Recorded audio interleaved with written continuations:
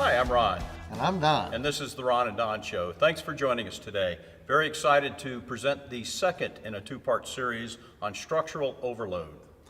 Today we're going to identify several important factors, but the most important thing that you need to know is you have to identify the roofs that are at risk for being structurally unsound and get those plans and the changes that have happened to that roof, things that have been added to it, or anything that has been done to the roof, additional roof layers been put onto it, over to an engineer and let them evaluate that roof.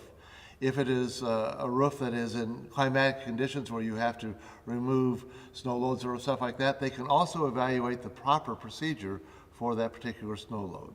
Well, and if you joined us last week, we talked a lot about the design load characteristics of a roof and what a live load and a dead load and an environmental load is and how they impact a roof structure. So again, I go back to the importance of making sure if we've got stuff on that roof that doesn't belong there, let's get it off of there. There should also be a plan to periodically inspect roofs and find out if stuff is being left on the roof, because all that stuff adds up, all that weight. I mean, Don and I have both seen locations where I think small wares and plates and things like that were actually stored on the roof of a restaurant. So if you got stuff up there like that, get it off the roof. One of my favorites has been, I'll see cases of quarry tiles sitting on roofs, or down in California, they'll have replaced the boiler for their water heater, which is on the roof, and they've left the old one up there and added all that weight. All that stuff needs to come down. Well, and speaking of periodic inspections, let's make sure that when you're on that roof and you're inspecting, that you're verifying that those roof drains are doing what they're supposed to do. Unfortunately, too often, things get down into the drain and can partially block it, even down below where you can actually see. Sometimes you actually have to run water down the drains to see if they are backing up, and they are partially obstructed. In Hawaii a few months ago and a year ago in Hurricane Hugo in Texas, they got 50 inches of rain in the matter of a couple of days, sometimes running 6 to 7 inches an hour. Roofs are designed to take that kind of rain load and shed it if everything is working right. They also have emergency overflow scuppers. But what happens if you've already overloaded the roof with all the other items that we've talked about, and that roof structure is now deflected and you're ponding that water? Well, they had lots of failures of roofs. Let's talk about also in colder climates when you have snow loads and ice loads on a roof. If you have drains that come off the roof, they can freeze up, and you'll then keep all that water off the roof, which will freeze and stay there as long as it's below freezing. You need to, first of all, clean out those drains, and if necessary, put in heat traces down those drain lines to keep them free of ice. If you don't have that, a simple trick that works very well is fill up a long tube sock that you have from when you were in high school with calcium chloride, tie off one end, and if this is the drain, put one on each side going away from it perpendicular, and you will then have a path for water to get to the drain and go down the roof. Now, will heavy rain wash out a lot of that calcium chloride? Yeah, you'll have to replace it. But it's a simple, quick solution. If you have a pitched roof, you can get ice dams, and you do the same thing with the tube socks filled with calcium chloride. Throw it up there so that it covers the portion that is exposed beyond the outside wall of the building, so that you can have a path through the snow and ice that's built up for that drainage of water.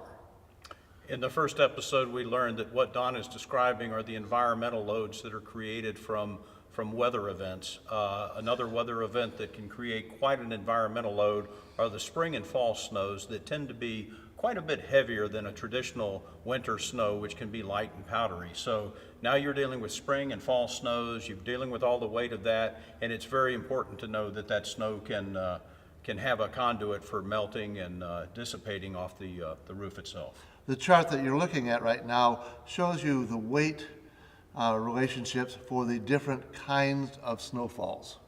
And it's critical for you to understand that, because look at the variance across one line of the weight. It is substantial, and your roofs are going to have to deal with that.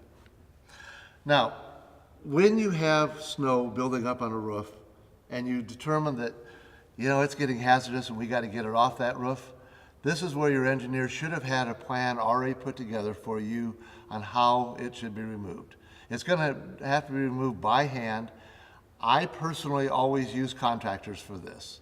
The reason for that is I could give them very specific instructions and they would follow it. If I sent hourly employees up there, they would not always follow the instructions and hazard themselves as well as the roof. And if they fell down, you have a workers' comp claim, and you also have a situation where you may be missing one of your key employees through maybe the holiday season, which you don't want that for operational reasons. When the contractor shows up, they have to know that roof is going to be extremely slippery. If it's a PVC roof, ice or snow on a PVC roof is like having grease on glass. So you have to be aware of what they have for footwear. They are not allowed ever to congregate on the roof. All those people together with all that weight, we end up with somebody sitting in the middle of the dining room with a pile of snow around them. On the removal techniques, I have used in the past, always had shovels, plastic edges, no metal edges on the shovels, and the roof rakes need to be aluminum so they don't damage the roof membrane. Going further, my roofs were generally designated by the engineers to be removed in a checkerboard pattern where you would lay it out just like a checkerboard and you would effectively, let's say, remove all the white squares first and then later on go back as your second move and move all the black squares. You pick up one shovel full of snow, walk it all the way to the edge of the roof and throw it off, pick up another shovel full. You never pile up snow and then move it. It is all one shovelful at a time because you're trying to remove the load, not increase it in any one spot. Never let your people congregate to the edge, lining up to throw the shovels full off the roof. Make sure that whatever's below it is a safe place to have that without damaging landscaping or other structures. If you have a pitched roof that drains onto a flat roof, you rake off one rake full of snow, pick up your shovel and carry that to the edge of the roof, then rake off another one. You never pile up the snow, raking it all off into a pile because you're adding a new load to that one specific spot on the roof. If you have a buildup of ice and snow on the roof, once you get it cleaned, just spread around calcium chloride and that will get rid of it and make it a whole lot lighter because it'll drain the roof of that, assuming that your roof drains are flowing.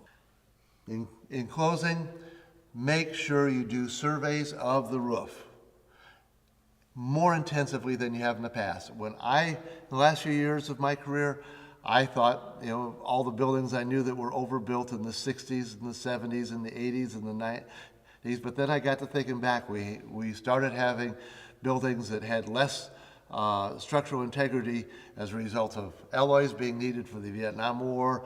Tectum decks came in, which were a great idea that failed, and then finally we had the value engineering come in where we're reducing the costs. Your roofs are now much more dangerous with the environment changing. We may have more snow, more heavy rains. You need to be ahead of the game. So thanks for joining us today. Again, this is the second in a two-part series on structural overloads, and we appreciate you joining us today. I'm Ron. And I'm Don.